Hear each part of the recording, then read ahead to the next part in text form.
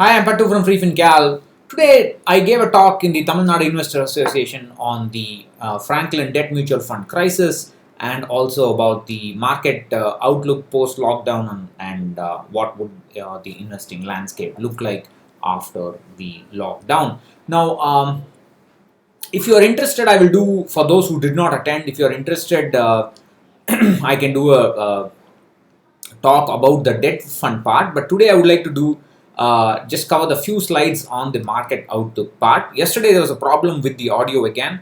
I think I have fixed it, should be all right today. The problem is whenever I test some software like Zoom or Microsoft Teams, it adjusts the the microphone settings in the Mac on its own, and if I don't go back and reset it, I get that audio issue. I have reset it today. I hope it's not a problem. And also, thank you for all the people who attended and spent almost. It took 2 hours, I think, at least 1.5 hours. Thank you for your attention. So I'm going to talk about the market outlook part alone and how the investing landscape is likely to look at post lockdown. So this is only my opinion. I'm not a economist or a financial expert. I'm just using plain common sense. I'm generally pessimistic. If it turns out to be wrong, then it will be good for everybody.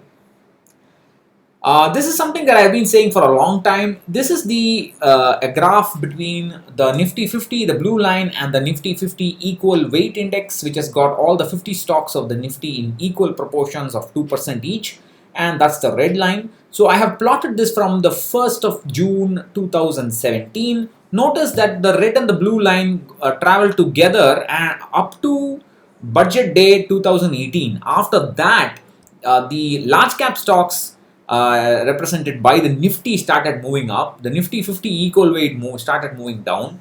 Mid cap started correcting.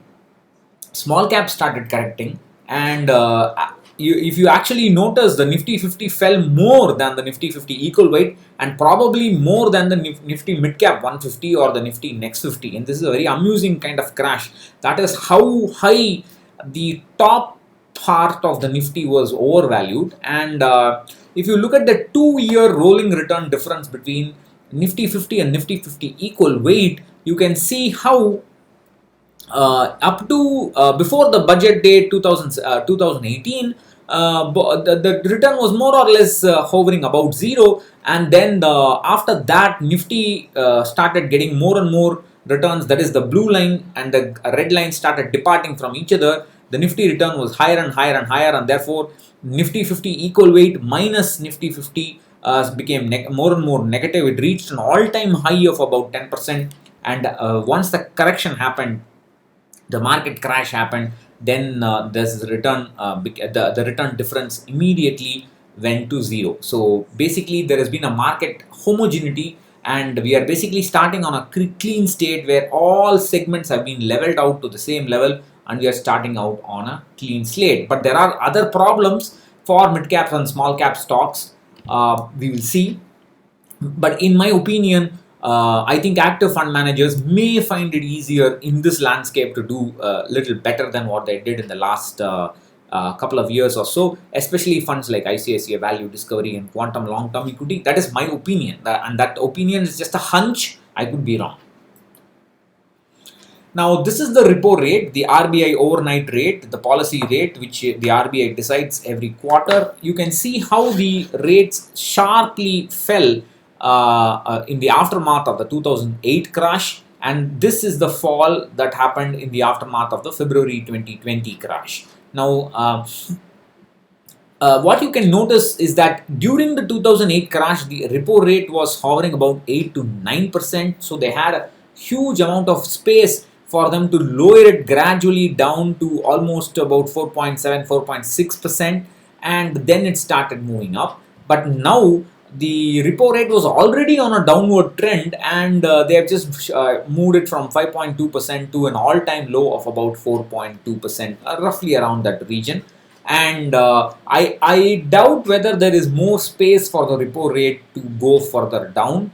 At the very least, they may be probably they're gonna stay at the same level, and manage it at the same level, and then after a few months, maybe within a year or so, it should start rising up again. And the reason why I say that the RBI may have difficulty in lowering the repo rate, although the firms, the businesses will want to borrow at a lower rate. Everybody wants a lower rate. The politicians want a lower rate, but RBI may have trouble lowering the rate, because if you look at the US dollar to INR exchange rate, which is in the red line plotted along with the Nifty in blue, notice that after the 2008 crash, the USD, the rupee became weak, and now after this crash also the rupee has become weak. That is, the US dollar has been gaining, and if the rupee, if the repo rate becomes lower, then the foreign players may find it even less attractive to invest in the markets, and the bonds may have problems, and so the RBI may not they may not lower the repo rate any further, and if at all they will hold it at that level and try to manage the rupee, or at in the worst case start increasing it a little bit again. But I don't know when it will happen. They may manage it for as long as possible, maybe within a year. I think we should see an increase in repo rate is my guess. Now this is what happened in July 2013. There was too much speculation on the US dollar, so the RBI had to come in and step in and stop the speculation, and because of that, there was a bonds crash. The price of the existing bonds crashed. The rate started increasing up, and every bond, liquid fund was affected, ultra short term was affected, gilt was affected, every kind of debt fund was affected, and lower the average maturity of the portfolio, the quicker was the recovery. But I had actually talked about in my NPS, which had very long-term gilt funds. My NPS annualized return was 11% or so before the crash, and it fell to about 6% overnight almost because of the crash in the long-term bonds. So the bond market can also crash, and I believe we are at a the rupee is quite weak, and there may be problems for the RBI to lower the repo rate. Now, the lockdown has caused enormous disruption in the cash flow. Every kind of businesses needs money to restart their profit cycle. But the problem is the RBI wants banks to start lending to all kinds of businesses, but the banks already on the back of their NPA problems, they are willing only to lend to strong companies. So the large cap stocks may recover in the future. They may recover a little bit faster than the mid caps and the small caps, who may find funding very difficult to come.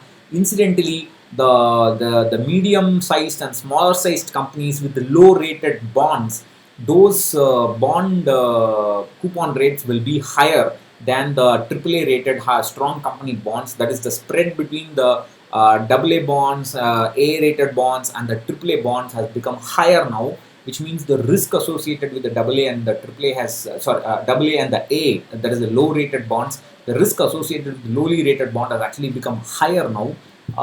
Many mutual fund AMCs may tell you this is an opportunity to invest in credit risk because they are worried about losing AUM, but please don't invest. It will be very, very, very serious, serious risk down the line. Now, I also believe that the small finance banks will be in trouble going forward, because the small businesses will be maybe defaulting or find it difficult to repay their loans. So that is also a problem. So don't run away from debt mutual funds and get into small finance banks. That could be a problem.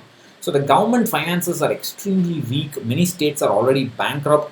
I believe new bonds have to be issued for the government has to increase its public borrowing to fund their projects. Tax-free bonds may be also issued. I don't know. The RBI is really in a tight spot. It cannot afford a lower interest rate. The rupee is already weak. It has to lower the rate, but it may not be able to lower the rate. So it's a big it's caught between these two problems. I believe very shortly we may see prices increase because of lower profitability. The spending will also increase. Once the spending becomes higher than the production of goods, we will see slowly inflation moving up, and then the rates will start. The rate cycle will start moving up in the upper direction. I don't know when it will occur. It may occur within a year or so. That's my feeling. But I mean, we never know what's what's happening. That's my feeling. That's my gut feeling. But my feeling is we're going to have a sideways market for several months from now on. The stock market is likely to wait until it sees any kind of proof of recovery. Until then, things are going to be difficult. So generally, I don't like to give an outlook of like this, but then since the TNIA wanted it, I gave it.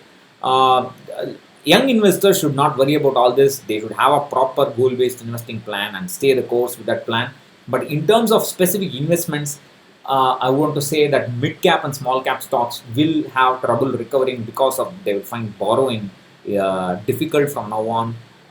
It may take some time, and I believe gilts have already gained quite a bit in the last few weeks, but they may not gain much in the coming weeks. Even at the worst, there may be one more exchange, one more rate lowering, but other than I don't beyond that, I don't see that happening. So don't bet on that happening, and you may lose badly. The rates start reversing. Don't do that. Use gilt mutual funds as part of a proper portfolio for long-term goals. Stick to safer debt like FD, liquid funds, or also for needs below 7 years.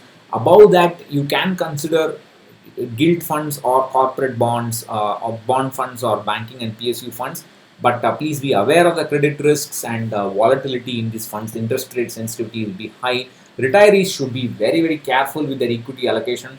The coming months are going to be tough, so they should not go overboard or speculate too much in equity. Like I said, fund houses may push the credit risk as an opportunity now. Please be careful and do not get into those funds. So that's the outlook that I presented. That was my last slide. So I have presented the last 5-6 slides of the talk. If you're interested in the rest of the talk, let me know. I will present it in 2-3 bits. Thank you. Bye bye.